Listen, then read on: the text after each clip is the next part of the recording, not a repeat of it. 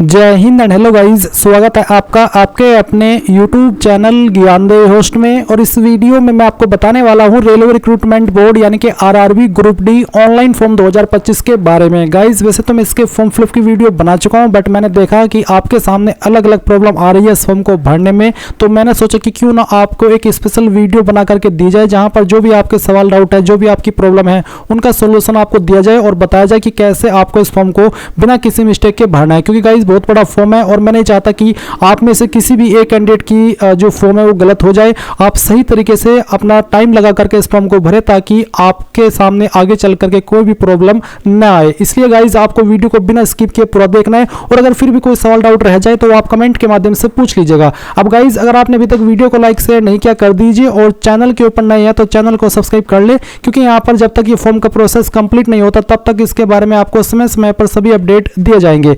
इसके बाद जो मैंने लिंक वीडियो के डिस्क्रिप्शन में आपको दिया है, ये लिंक आप ओपन करेंगे। इसको ओपन करने के बाद आपको यहाँ पर इस वैकेंसी के बारे में जानकारी जानने को मिलेगी। 32,438 वैकेंसी निकाली है। 10वीं पास या फिर ITI वाले कैंडिडेट इसमें अप्लाई कर पाएंगे। अगर आपके पास अप्रेंटिसशिप है तो आप तब भी अप्लाई कर सकते हैं, यानी कि सिंपल 10वीं पास अप्लाई कर सकते हैं। लास्ट डेट इसकी 22 फरवरी 2025 रखी गई है और किस कैटेगरी के लिए कितनी वैकेंसी उसकी जानकारी आपको दी गई है। और आगे चल करके इस वीडियो में मैंने आपको बताया कि आपको पोस्ट प्रेफरेंस कैसे देनी है, तो उसकी पूरी जानकारी आपको आगे इस वीडियो में अच्छे से क्लियर की जाएगी, इसलिए आपको वीडियो को पूरा देखना है।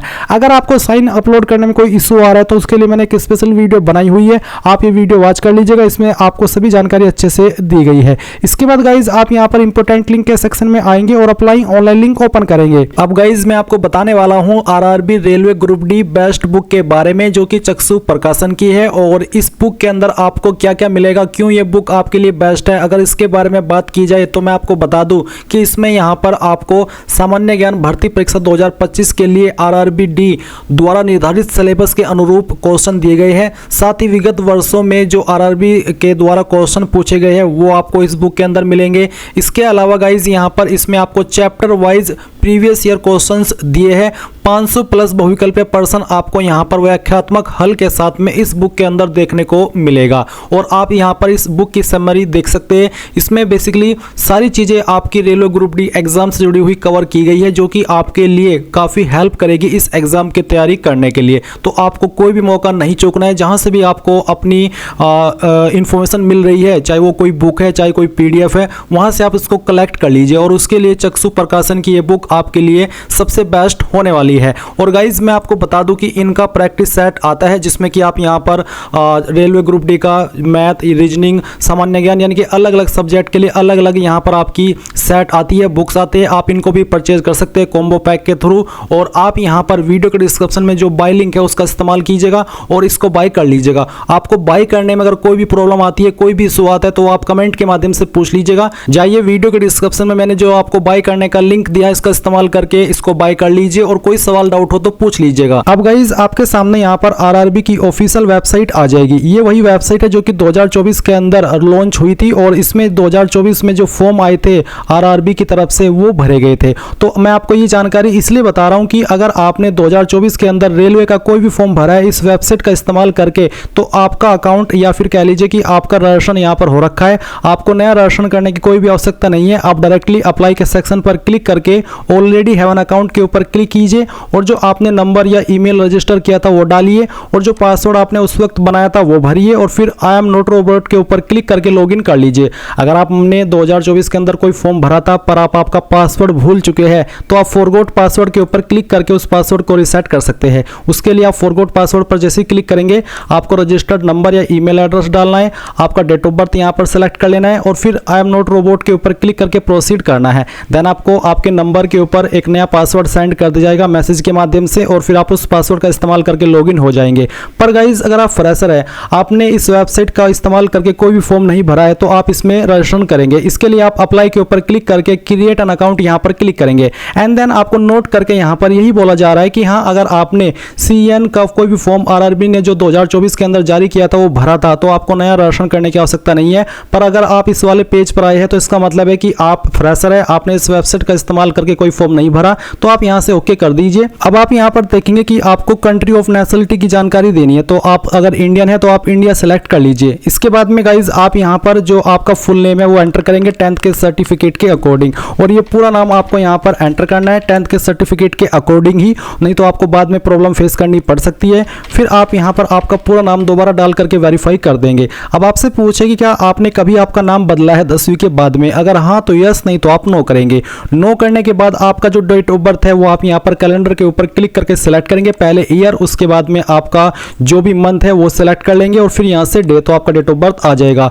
डेट ऑफ बर्थ को आप यहाँ पर दोबारा सिलेक्ट करके या फिर दोबारा से खुद से भी भर सकते हैं, जैसे कि मैं आपको यहाँ पर भर करके दिखा रहा हूँ। तो इस तरह से आप यहाँ पर जो आपका डेट ऑफ बर्थ है वो एंटर कर दीजिएगा। इसके बाद में आप यहाँ पर देखेंगे सिलेक्ट जेंडर, तो आपको आपका जेंडर सिलेक्ट करना है, मेल, फीमेल या फिर ट्रांसजेंडर, और उसके बाद आप जेंडर को दोबारा सिलेक्ट करके वेरीफाई कर लेंगे। फिर आप यहाँ पर फादर नेम डालेंगे। फादर नेम भी आपको 10th के सर्टिफिकेट के अकॉर्डिंग ही भरना है और उसको दोबारा डाल करके यहाँ पर वेरीफाई कर देना है।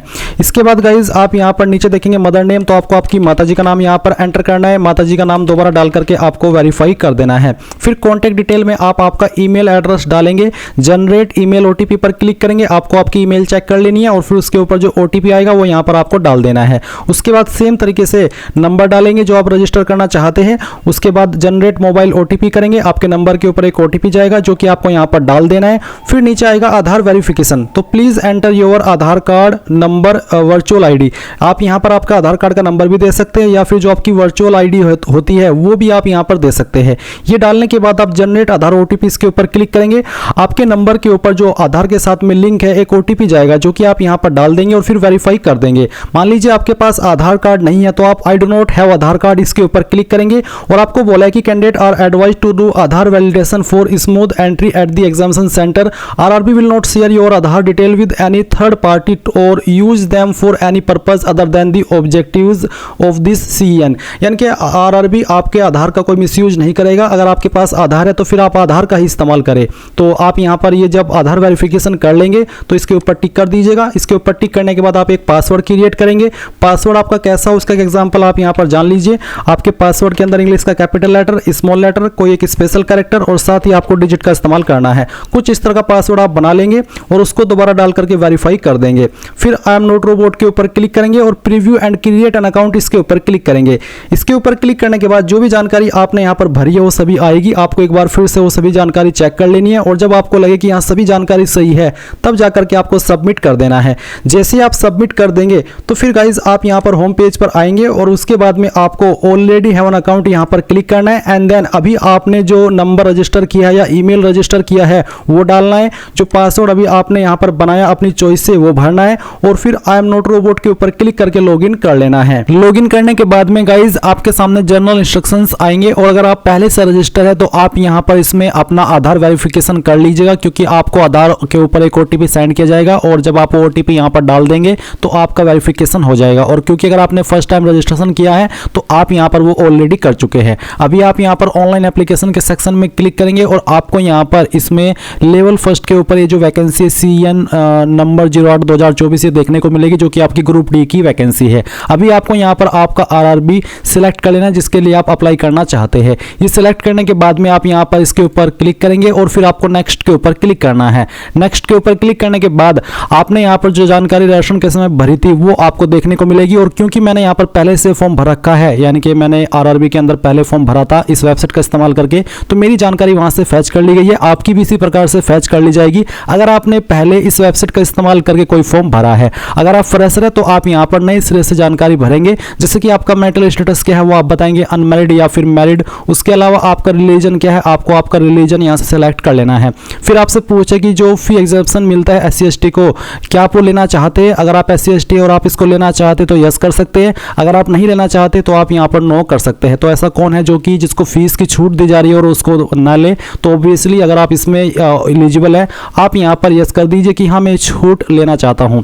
उसके बाद में मदर टंग आपकी मातृभाषा कौन सी है जो भी है इनमें से वो आप सिलेक्ट कर लेंगे। फिर आप किस लैंग्वेज के अंदर अपना एग्जाम देना चाहते हैं, जो भी लैंग्वेज आप यहाँ पर सिलेक्ट कर लेंगे इसी लैंग्वेज में फिर आपको आपका पेपर मिलेगा, इसलिए कोई भी गलती इसमें आपको नहीं करनी है। फिर permanent visible mark of identification आपकी बॉडी के ऊपर ऐसा निशान जिससे आपकी बॉडी की पहचान होती है। ये निशान आपकी बॉडी के ऊपर कहीं पर भी हो सकता है बट जो प्राइवेट जगह है वहां पर अगर कोई ऐसा निशान है तो उसके बारे में मत लिखिएगा। जो आप निशान दिखा सके अपनी बॉडी के ऊपर वही आपको लिखना है। और अगर आपकी बॉडी के ऊपर ढूंढने के बाद भी कोई निशान नहीं है तो आप यहाँ पर इसमें नो मार्क लिख देंगे। फिर दूसरा मार्क भी पूछा है तो अगर आपकी बॉडी के ऊपर एक से ज्यादा मार्क है परमानेंट आप दूसरा दूसरे मार्क के बारे में लिख दे, नहीं तो आप दूसरे वाले में 9 मार्क लिख दीजिएगा, और अगर एक ही निशान है तो पहला निशान आप पहले वाले में लिख दीजिएगा।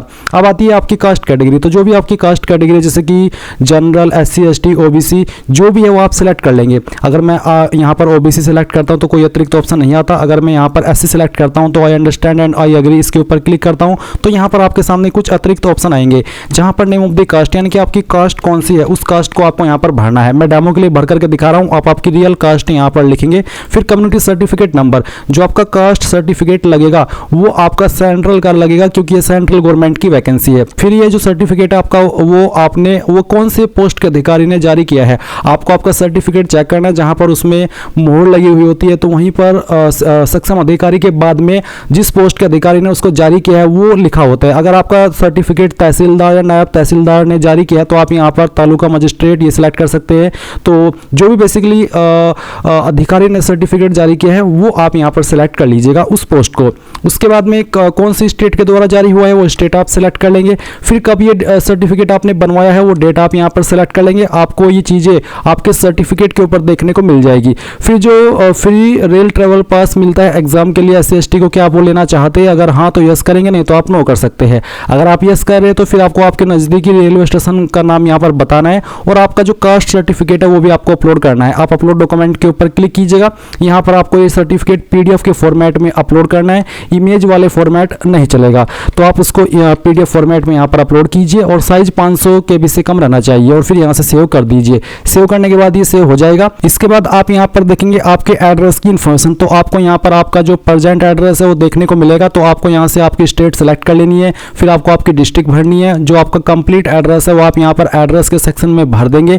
उसके बाद आपकी नियरेस्ट सिटी कौन सी है या फिर मेजर टाउन कौन सा है प्रेजेंट वो आप भरिएगा। आपका पिन कोड है वो जो भी है वो डाल दीजिएगा। अगर आपका प्रेजेंट और परमानेंट एड्रेस सेम है, अलग अलग नहीं है, तो आप यहाँ पर इस बॉक्स के ऊपर टिक कर दीजिएगा और अगर अलग अलग है तो अनटिक करके अलग से अपना परमानेंट एड्रेस भर दीजिएगा। फिर आप सेव के ऊपर क्लिक करेंगे एंड देन नेक्स्ट कर देंगे। अब आपके सामने यहाँ पर कुछ और अन्य जानकारी आएगी जैसे कि एक्स सर्विसमैन डिटेल्स। तो अगर आप एक्स सर्विसमैन है तो आप इसमें यस करेंगे, नहीं तो आपको नो कर देना है। अगर आप विकलांग है और आपकी विकलांगता 40% या उससे ज़्यादा है तो आप इसमें यस करेंगे, नहीं तो यहाँ पर भी आपको नो करना है। फिर जो एक रूल है जिसमें कि विकलांग का ही बेसिकली है कि जहाँ पर आपको लिखने में कोई प्रॉब्लम है, आपको लिखने के लिए स्क्राइब चाहिए। ये विकलांगता से जुड़ा हुआ ही सवाल है जो कि आप यहाँ पर अभी देख सकते हैं वीडियो में CN 08/2024। तो अगर आप बिल्कुल ठीक ठाक है, आपको कोई स्क्राइब नहीं चाहिए, आप खुद से अपना पेपर लिख लेंगे तो आप इसमें नो कर दीजिए। उसके बाद में यहाँ पर आते हैं RUN EBC सर्टिफिकेट होल्डर यानी कि इकोनॉमिकली बैकवर्ड क्लास से क्या आप आते हैं? अगर हाँ तो यस, नहीं तो आप नो करेंगे। उसके बाद RUN employ of Indian railways, क्या आप इंडियन रेलवेज के एम्प्लॉय है जो करंट में रेलवे के अंदर काम कर रहे हो परमानेंट पर? अगर हाँ तो यस, नहीं तो आप नो करेंगे। फिर name of the current department organisation, तो अगर आपका कोई है जैसे कि अगर आप जॉब करें किसी सेंट्रल गवर्नमेंट में, स्टेट गवर्नमेंट में, PSU में, तो आप सिलेक्ट कर ले, नहीं तो आप यहाँ पर नॉट एप्लीकेबल के ऊपर क्लिक करेंगे। अब आपसे पूछे कि are you a course completed act apprentice in railway establishments and processing NAC granted by NCVT, यानी कि क्या आपने एक्ट अप्रेंटिस किया है रेलवे के किसी भी डिपार्टमेंट में, किसी भी जो अप्रेंटिस वैकेंसी निकलती है उसमें, जिसमें कि आपको NAC सर्टिफिकेट NCVT के द्वारा ग्रांट किया हो? अगर हाँ तो यस, नहीं तो आप नो करेंगे। अब आप यहाँ पर आपकी बैंक की इन्फॉर्मेशन भरेंगे जहाँ पर आपको आपकी फीस रिफंड की जाएगी जब आपका टियर फर्स्ट या कह लीजिए कि जब आपका एग्जाम हो जाएगा। तो यहाँ पर किस नाम से बैंक अकाउंट है उसका नाम आपको यहाँ पर भरना है अकाउंट होल्डर नेम के अंदर। फिर आपका बैंक अकाउंट का क्या नंबर है वो आप यहाँ पर भर देंगे, उसको दोबारा डालेंगे एंड देन आप यहाँ पर जो आपका बैंक का IFSC कोड है वो डालेंगे जो कि आपको आपकी पासबुक के ऊपर या चेकबुक के ऊपर देखने को मिल जाएगा। जैसे ही आप IFSC कोड डाल करके कंफर्म करेंगे तो ऑटोमेटिकली आपका बैंक का नाम और बैंक का एड्रेस यहाँ पर फैच कर लिया जाएगा। उसके बाद आप सेव करेंगे और फिर नेक्स्ट कर देंगे। अब आपके सामने क्वालिफिकेशन की जानकारी आएगी। इसमें अप्लाई करने के लिए जरूरी रूप में 10वीं या फिर NAC का सर्टिफिकेट या फिर ITI, यानी कि कोई एक चीज ही कंपलसरी मांगी है। सिंपल 10वीं से भी आप अप्लाई कर सकते हैं। और क्योंकि मैंने इस वेबसाइट का इस्तेमाल करके पहले फॉर्म भरा हुआ है तो मेरी 10वीं की जानकारी यहाँ पर भरी हुई है। अगर आप यहाँ पर फ्रेशर है तो आपको यहाँ पर इसमें मैट्रिकुलेशन इस तरह से सेलेक्ट कर लेना है।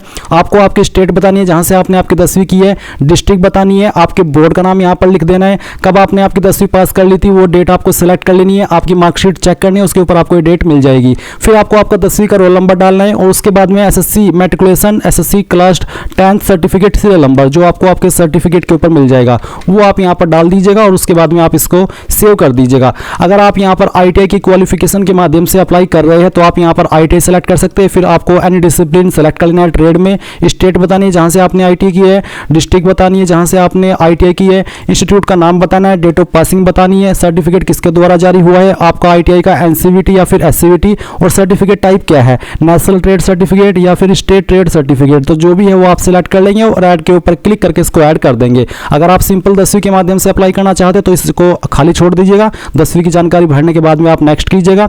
यहाँ पर आपको फोटो और जो आपका साइन है वो अपलोड करना है। फोटो का जो फॉर्मेट है वो JPEG या फिर JPG का रखना है, और आपका फोटो 2 महीने से पुराना नहीं होना चाहिए। फॉर्मेट JPEG जो कि मैं आपको बता चुका हूँ, और साइज 50 से 100 KB के बीच में रखना है। फोटो का बैकग्राउंड आपका व्हाइट होना चाहिए। तो आप यहाँ पर ब्राउज के ऊपर क्लिक करेंगे और जहाँ पर भी आपकी फोटो फाइल है वो आपको सिलेक्ट करनी है। गाइज मैं यहाँ पर ये फॉर्म डेमो के लिए भरा हूँ, तो मैंने एक रैंडम फाइल यहाँ पर सिलेक्ट की है, और इस तरह से आपका फोटो आएगा जब आप अपनी फाइल सेलेक्ट करेंगे फोटो की, और फिर यहाँ पर आप इसको ग्रीन के ऊपर क्लिक कीजिएगा। अगर आपका फोटो दिए गए इंस्ट्रक्शंस के अकॉर्डिंग होगा तो आपकी फाइल यहाँ पर इस तरह से अपलोड हो जाएगी। अगर उसमें कोई इशू होगा, दिए गए इंस्ट्रक्शंस के अकॉर्डिंग वो नहीं होगा, तो यहाँ पर एरर आ जाएगा। फिर गाइज आप यहाँ पर आपका सिग्नेचर अपलोड करेंगे। इसका जो साइज है वो 30 से 50 KB के बीच में, और जो प्रीफर्ड पिक्सल है वो भी आपको यहाँ पर दिए गए हैं। तो आप ब्राउज के ऊपर क्लिक कीजिए और सेम वे में आपका साइन सेलेक्ट कर लीजिए। गाइज यहाँ पर जैसे ही आपका फोटो और साइन अपलोड हो जाए तो आप उसको चेक कर लीजिएगा, और अगर आपको यहाँ पर साइन अपलोड करने में कोई इशू आ रहा है तो मैं आपके लिए एक स्पेशल वीडियो बनाऊंगा जहां पर मैं आपको अच्छे से एक्सप्लेन करूंगा कि कैसे आपको अपना साइन बनाना है अपने मोबाइल से या फिर कंप्यूटर से, ताकि आप जब साइन को अपलोड करें और उस फाइल को बनाएं तो आपके सामने कोई इशू न आए। उसके बाद जैसे ही आप साइन की फाइल अपलोड कर देंगे, आप यहाँ पर सेव कीजिए, आपकी जानकारी सेव होगी, एंड देन आप नेक्स्ट के ऊपर क्लिक करेंगे। नेक्स्ट के ऊपर क्लिक करने के बाद आपके सामने यहाँ पर एलिजिबल पोस्ट जोन आ जाएंगे जिनके लिए आप एलिजिबल है और जिनको आप प्रेफरेंस दे सकते हैं। तो आपको जिसको जोन को प्रेफरेंस देनी है और जिस डिसिप्लिन को प्रेफरेंस देनी है या फिर कह लीजिए कि पोस्ट को प्रेफरेंस देनी है, उसी के ऊपर आप इस तरह से टिक कर दीजिएगा।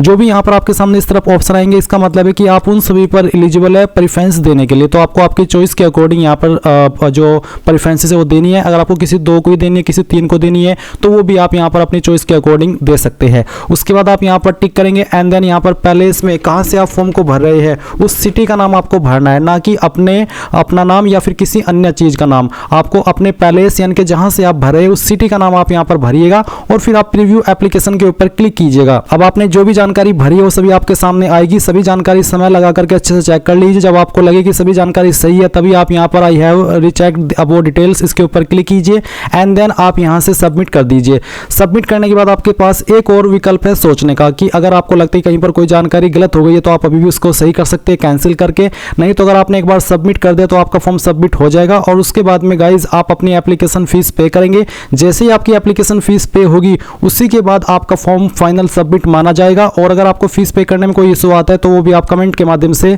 पूछ लीजिएगा। इस प्रकार से गाइज आप लोग RRB railway group D online form 2025 भर पाएंगे। आई होप ये प्रोसेस आपको पसंद आया होगा। So thanks for watching. जय हिंद।